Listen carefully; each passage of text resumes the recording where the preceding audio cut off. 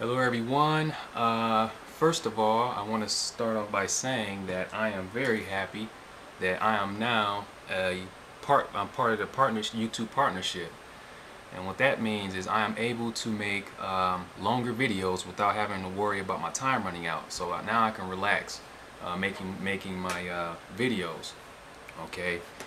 Um, I'm over here reading on this How to Learn a Language site, and there was an interesting post in the Polyglot section.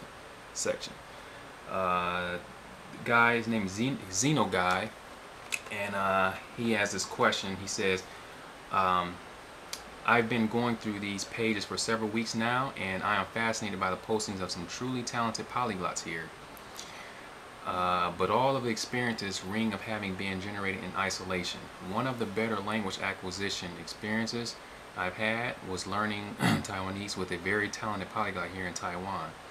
Other group classes have been extremely slow in comparison, and it got me thinking. I'm curious in this age of the internet why it seems that polyglots and hyperglots don't seem to band together in small groups online for the purpose of learning cost effectively a language they've always wanted to tackle. At higher levels, I can see people going their own ways, but for absolute beginners in, say, Sinhala or Mongolian or other non-Indo languages, a small group will seem beneficial.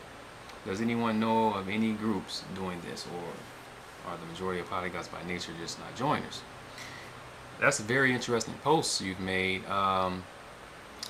First of all, I want to say that in my experience, I haven't really studied with. I've studied with some other people, studied different languages with other people, but they weren't polyglots like myself.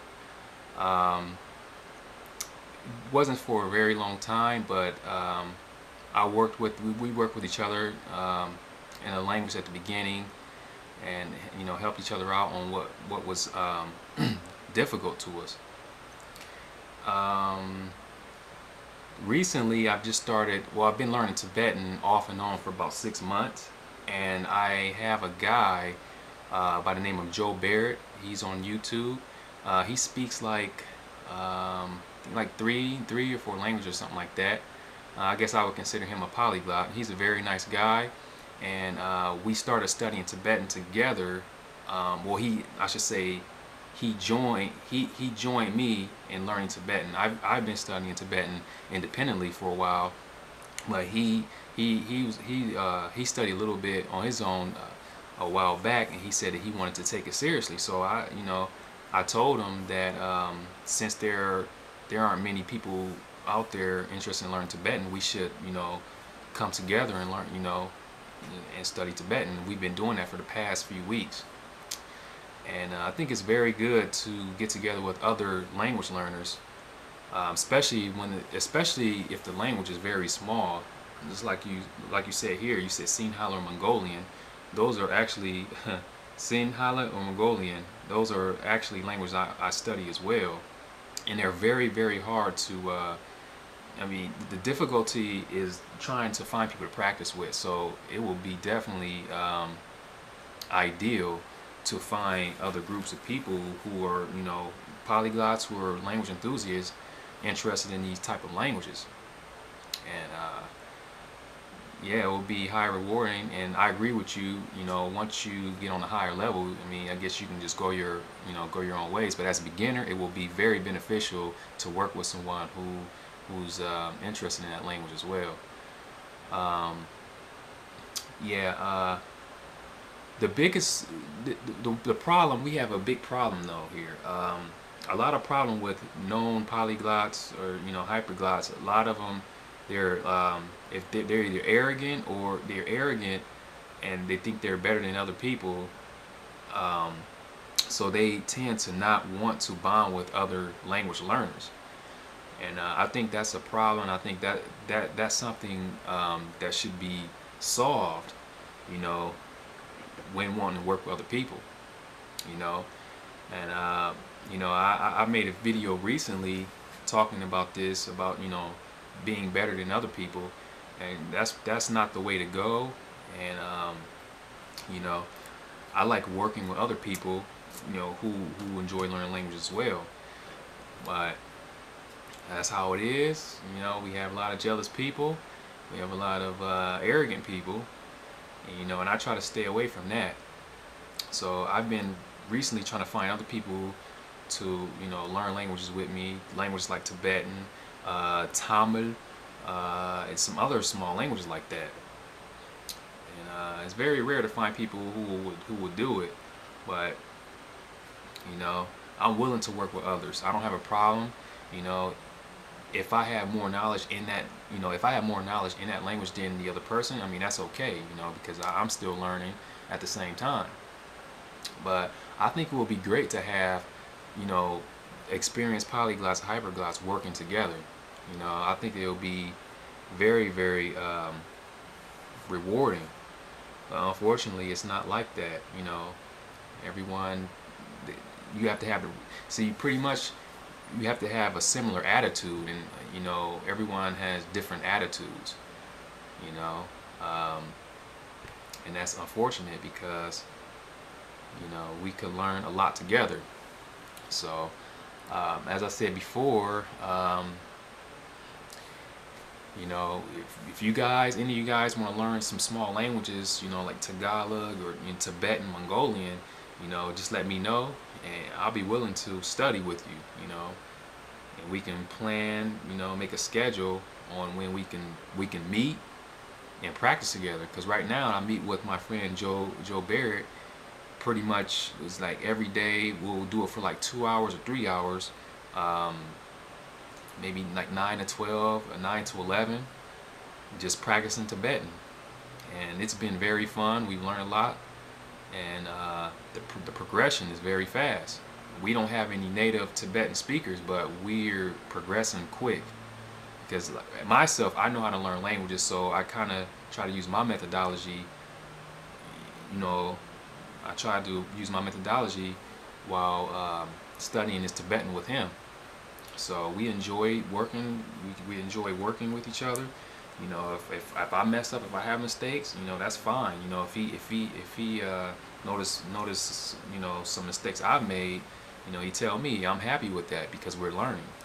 So I think the first thing is, we have to put down our pride, and that's the first thing, putting down pride and arrogance, because that's the problem. That's what's keeping people, keeping these polyglots and hyperglots divided up, because they dislike. You have this polyglot over here dislikes this other polyglot for some reason, either jealousy or they just, I don't know what it is, and that's pretty bad. So I try to make friends with all of my subscribers. Everyone, send me messages. I try to make friends with them. I've been commended by some known linguists like Professor Arguelles, Steve Kaufman, but that doesn't make me better than other people. I know there are other people out there that enjoy learning languages like me. So I'm very happy to meet other language enthusiasts. Even if they don't speak like 20 different languages or 6 languages or whatever, it doesn't matter. I don't care if you speak only one language. I don't care if you spoke just English and Spanish. I'll still be willing to partner up with you for learning foreign languages. So yes, that's my, that's what I think. And I've talked to several polyglots online, but it's kind of like I don't know what I could say. It's kind of like I have this energy that how can I say it? It's some sort of a negative energy that gives off talking to these types of people. I've talked to, of course, Professor Arguelles, very nice guy. He's I don't know. I don't have any words to describe him. He's very nice. I've talked to Steve Kaufman. He's a very nice guy, and I've talked to some other polyglots online. And these past few weeks, I don't want to say any names, but most of these other language learners, like maybe a few of them I've talked to before, and from the conversation I could tell that they will say some things, will try to be nice, but at the same time will try to discourage me in some way, in some sort of way. I don't know, it's kind of weird, I can't explain it, but I mean that's fine, you know, that's fine. So like I said, I just want to work with other people, want to learn language with other people also. So my pride is down. I don't have pride. I mean, I have pride in what I do. You know, I'm proud of learning many languages, but I'm far away from being arrogant and jealous of other polyglots. So yeah. And let's see, other fields endeavors. Yeah. So I mean, this website here, How to Learn Any Language. I mean, I've met some nice people on here. I met some nasty people, and you know, I guess that's just, you got to have a balance, I guess. But I try to make friends with these people on here, and a lot of them, it seems that seems that most of these people don't like me or something. But you know, like I said, that's fine. And you know, I want to say it again. If you guys want to learn language with me, a rare language, because I'm mainly looking for people. This is why I made this video. I thought it was interesting because this guy said he said typically for the languages like HTLAL or Mongolian, you know, and those are very interesting languages. Those are languages I study, but like I said, it's very rare to very difficult to practice those languages. So most definitely I'll be willing to study with some other people who are willing to learn. So just let me know if you guys want to learn with me, and you know, we can make it, like I said, we can make a schedule, you know, a meet up for an hour, 2 hours, and you know, we can do it like that. So I want to conclude this video now. I just want to make this video in response to this seems polyglots never study together. So it's unfortunate. I don't have a problem with any polyglots over on YouTube, but like I said, it seems that most of them have a problem with me. You know, and they have a problem with me, and you know, hey, what can I say?